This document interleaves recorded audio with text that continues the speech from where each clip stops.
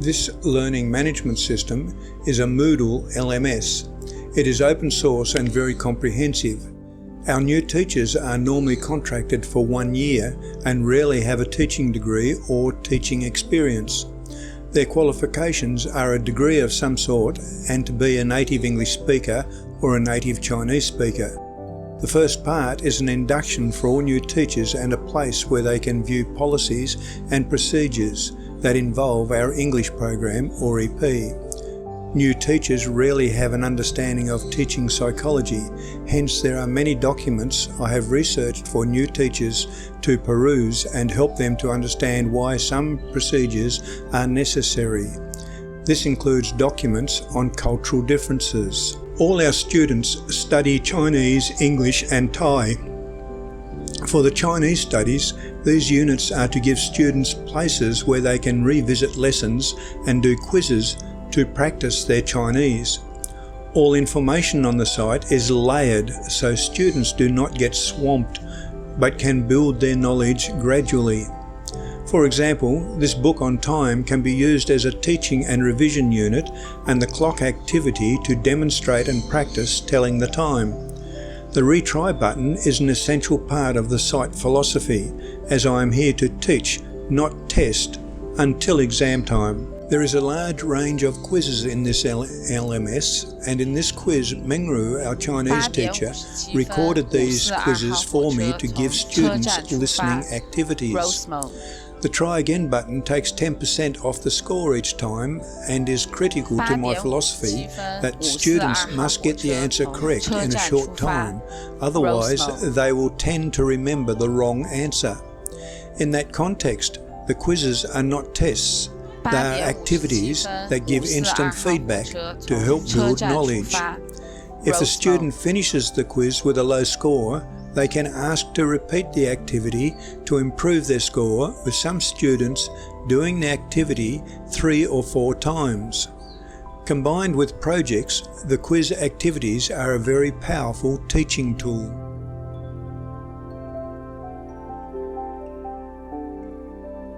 My first computing unit for M1, which is grade 7, is very basic on social media. This unit ensures we all have an understanding of what is appropriate in my classes. I note that when I first started this LMS project 16 years ago, it consisted of black font on white background. That is until I was watching students playing computer games on their phones, and I realised my site must be very boring. Once I added animation, layers and colours, the participation on my site went up. The animations also help to layer information for faster learning. Mouse overs also enlarge a lot of content to make it useful on the data projectors. Many of my quizzes also have a grammar component to help the ESL students to improve their basic English skills. And once again, the try again button with a 10% penalty is crucial to ensure students get the correct answer and not remember the incorrect one. Once again, many students will do the activity several times to get a high score. This philosophy is borne out at exam times, where students only get 1 attempt at 20 random questions selected from the quiz activities. The standard deviation on a bell curve encompasses all of my students with rarely less than 70%.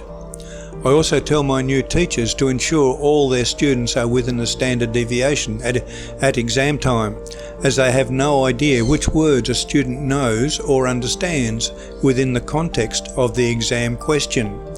A bell curve ensures their exams are of an appropriate difficulty for the students in an ESL classroom. I do apologise for the blurred coloured writing. In reality, it's not blurred at all. An LMS is a great way to use different media in my lesson. On bullying, I used my own video to talk to students about how I do not accept any bullying, as we are all part of the EP family. I keep in touch with my old students, and 40 years on can talk to students about their older brothers and sisters and what they are doing.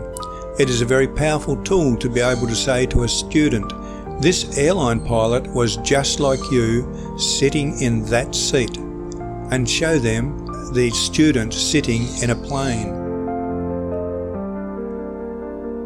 I teach website design to M2, that is grade 8 students, for half a semester. The basics of setting up text edit or notepad and then getting the basic structure and code in place is all done traditionally using the data projector. I then use the website to show all the possible options using containers, colours, borders and images, etc. There are examples of all of this on my LMS, so students can now start to design. The only prerequisites are a minimum of 4 pages and 4 containers a page on average, and 2 pages must contain food. The food idea is to teach students advanced food preparation, different tastes and how to describe food. There are also spelling activities. I try to bring the internet to my site rather than have the students leave the site and lose focus due to the many distractions. The answer to all my quizzes are also on my web pages, so students still need to look at all the information. I let students use phones for translations, and they can also do the quiz activities on their phones if needed. Playing games is always a problem, but it is extremely rare for a student to not do all my work. Often I notice students logged into my site late at night, finishing off work or submitting projects. Hyperlinks, background images, attributes and colours, etc. are all taught explicitly, but I regularly find students have gone on at a faster pace, and my explicit teaching is more to ensure the slower students are not left behind. I also include advanced work in the form of CSS code for this activity, for some students that excel at understanding the concepts of coding. All my units of work finish with the objectives and basic lesson planning that started this unit of work, although I find the website development is far more in-depth planning.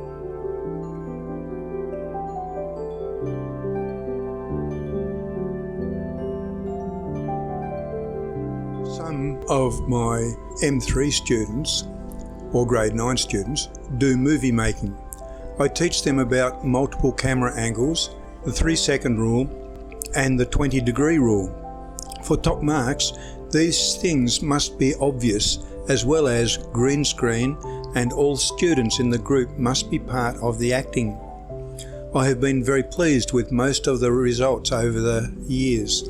By some examples of on the site to show students. We look at simple storyboards, and I make the point that it is communication of ideas, not perfect artwork, that is important. They have done green screen activities in M1 or grade 7, but I show them some examples of more advanced techniques. All the information is on my LMS. I explicitly teach much of the information, but can then spend most of my time or the rest of my time helping students to achieve their goals and practice their English. All my students are Thai, and all my teaching is in English.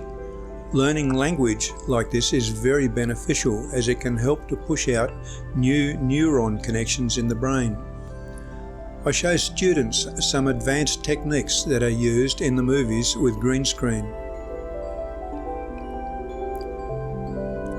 The 3-second rule is a very important part of movie making, and to this end I edited a piece of movie of a car to demonstrate how effectively the 3-second rule works. This year the groups made very interesting and dynamic movies by paying close attention to camera angles and the 3-second rule. I also explain what dolly zoom is and where it can be used, but not many students have yet to attempt a storyline where this would be very good. Nearly all my marking is done with rubrics, and the LMS makes this very easy. Setting up the rubric takes some time, and I often refine it each time it is used. Students can view the rubric at any time. If they submit their work early enough and get a low mark, they can see what they need to improve, correct, and resubmit. The rubrics, I find, give constructive feedback to the students to help them understand how and why any marks were lost. For some activities, I use a marking guide, and in this case it is for bonus marks for exceptional work that has been submitted. Students also get bonus marks for submitting work early and often for completing all the quiz activities before the due date. Once again, content is layered so as to not flood the student with information and to allow them to control what they want or need to look at. As can be seen, some pop-ups have not been completed. These will be done as the whole site is fine-tuned and edited each time a unit ends or starts. The LMS is a very dynamic environment adjusted to suit the ever-changing curriculum and societal needs. The M1 Science Unit starts with attitudes and is great for discussion and learning new English words. Safety starts with teacher-directed discussions and questioning and mouseovers. The mouseovers need to be searched again when doing the quiz activities. The laboratory safety goes through some non-negotiable rules, but it does not need to be an intense teaching section, as the students will need to review these when doing the quiz activities. With beginning scientists, there are always lots of new words to learn, and the activities supply this interactive knowledge. The teacher's role here is to help the individual students that have problems of understanding. Many administrators believe that online learning can free up teachers or cut costs, but the reality would be educational quality would drop as purely online learning only supports a limited amount of learning styles and brain dominances. The supporting teacher interaction is critical. Not all students can work by themselves on these activities, so the teacher assists those with different learning styles and brain dominances to ensure no student is left behind. It is very important to realise that a high-quality LMS is only valuable as it frees the teacher to support and interact with the students to foster their learning. Most of the spelling quizzes have the basic spelling activity with the word in a sentence. Sometimes these words are singular or plural and makes the ESL student listen for ending sounds. They also have the basic understanding with the word in a sentence, and when correct, the mouseover gives more information, mostly focused on the advanced learners to expand their understanding. Warning signs and symbols are very important for general safety, so lots of discussion is had when teaching this section. It is also a good topic to have the students create a photo collage of all the dangers they can find in the supermarket and describe why these items are dangerous in a poster. This M1 unit is also where we can build coat hangers in the brain to hang further knowledge on in later years, such as creating an hypothesis and working with SI units. I always find that new coat hangers take a while to establish, but once firmly established, it is much easier to add snippets of knowledge to the coat hangers to build understanding. The last unit shown here is studying pond water by using some homemade laser microscopes. We studied many different pond organisms and made posters of what we found. Once again, the layering of information is considered critical, and teacher explanations with discussions are very important for most students. This unit on the atmosphere demonstrates a few other attributes of a good LMS, such as create your own 3D visuals to try and enhance the speed that students learn by capitalizing on movement. Another great tool is to be able to place images full screen on a data projector for discussion at precisely the time they are needed. Interactive websites are excellent to capture students' attention This one for live weather can lead to a full understanding of the Coriolis effect and can be utilised as a weather prediction project. It is also effective for teaching high and low pressure and many other aspects of weather. Linking it with the LMS helps stop students from being distracted by keeping them on your site. Programmed learning has long been known as a very efficient teaching tool, but has also been very hard to set up.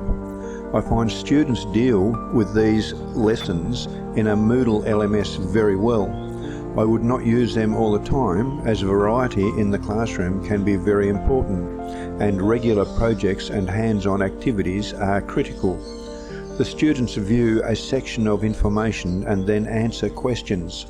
If the answer is wrong, the teacher can direct the program to go back to the information repeatedly until the students supply the correct answer and the software allows them to move on. Care must be taken that the student has the opportunity to move on without high degrees of frustration. I misjudged my students on these activities once, and the frustration led to the students giving up. There is lots of fine-tuning to get lessons to be optimal for learning, but when optimized, the students' learning is very efficient.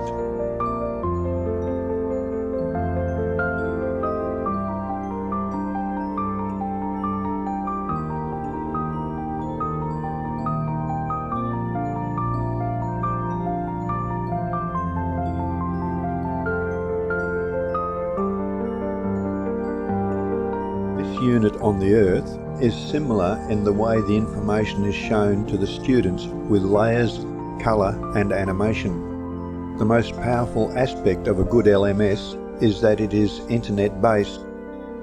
Students of English as a second language, if not sure of what the teacher is saying in the class, can go to the website to have another look at everything that happened in the classroom. As for the students, if they do not understand the teacher's accent, then they can still learn the content of the lesson. Many students will find the teacher and ask them questions to try and understand the teacher's accent more clearly. The LMS can free teachers from some of the mundane activities of marking and gives them some time to talk with students and help them practice their language. The LMS can be adapted to the specific needs of your class and can even include sections for individual students' needs. There was some research many years ago that stated 15% of a curriculum should be changed every year, but never more than 15%. Administrators trying to make their mark on education often try to change more, and they throw out all the good things with a curriculum with the bad things. A good LMS allows a teacher to analyse student response and adapt by changing units to have greater success, and the things that don't work, such as the lessons I refer to in the unit of atmosphere, can be changed and evolve. To assist this evolution, the students can be regularly asked, was it too hard or too easy? This action with the studying of exam results in relation to the bell curve can clearly show what needs to be edited or changed.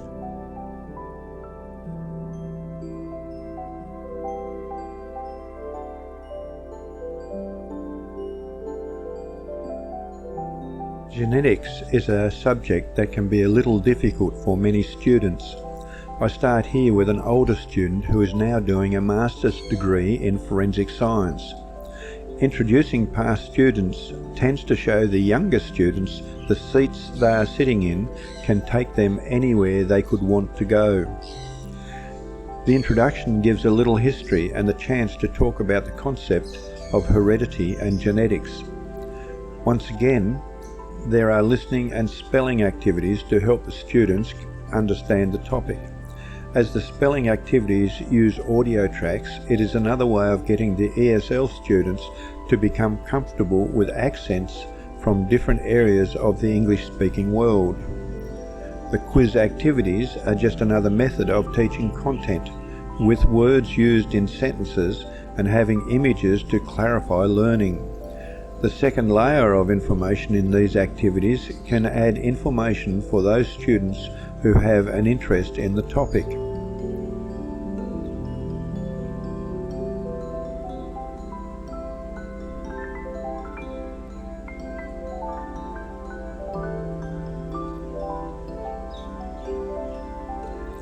There is a lot of obscure language to learn in this unit, and in the case of monohybrid crosses, an animation was developed so students could view it many times at their leisure. This tends to capitalise on movement and how movement can attract the brain and thinking. It was a very successful unit, with students performing well in the exam based on their placement on a bell curve.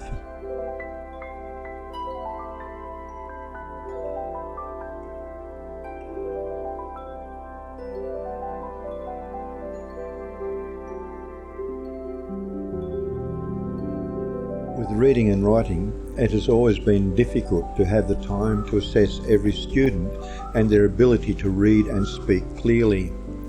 Assessing the reading of all students can take a very long time if attempted in class. Even if every student records their reading, it is very convenient to have this done in the same window that the assessments are done. The quiz activities allow this recording to be done online.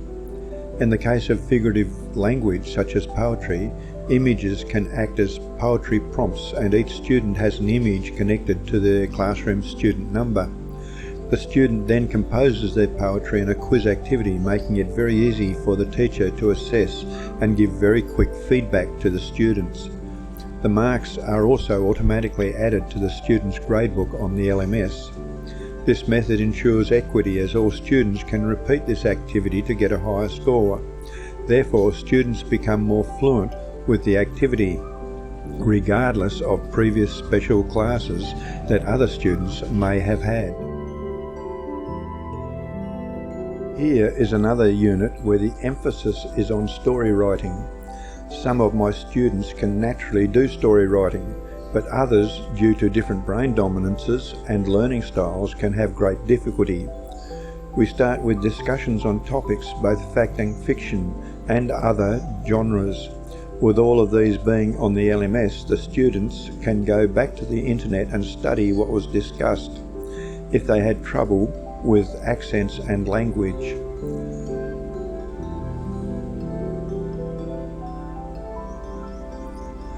The animation is to give students that are not gifted with natural creativity some specific structures to get them writing. Simply put, it is creating headings, then subheadings, and then adding sentences in between. Lastly, the whole package is written to link the paragraphs together. The subheadings are converted into story dialogue in the form of sentences to link all the other sentences together as the story. This is a unit that can capitalise on handwriting, and the students can take a photo of their stories and submit them on the LMS for ease of marking and instant feedback.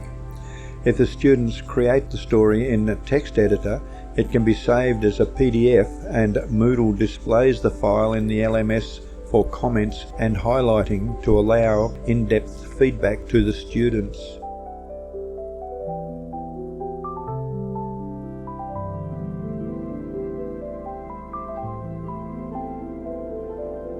This LMS has over 1,500 spelling words and about 600 quiz questions that are mixed and matched depending on the needs of my students. All the spelling words are taken from the curriculum and the words from the spelling bee competitions. They are available for any of my students to practice at any time, and I give students a bonus mark for each spelling and quiz of 10 words they complete in this work. There is no need to worry if the students find the answer on the internet, as they are still interacting with the word by reading the sentences in the quiz, thinking about the word and its meaning, and writing it into the answer box. All of these actions help to reinforce the cognitive anchors in their brain. If a student interacts with some knowledge 3 or more times in different contexts, they nearly always perform well in the exams. If the interaction is 2 or 3 times, there is a very different performance with a lower position in the standard deviation curve. More than 10 questions in a quiz activity starts to lead to the students putting off the activity till they are in the mood, but they will often do 10 questions without delay. Of course, a student can stop halfway through a quiz as all of the scores and answers are automatically saved by the LMS.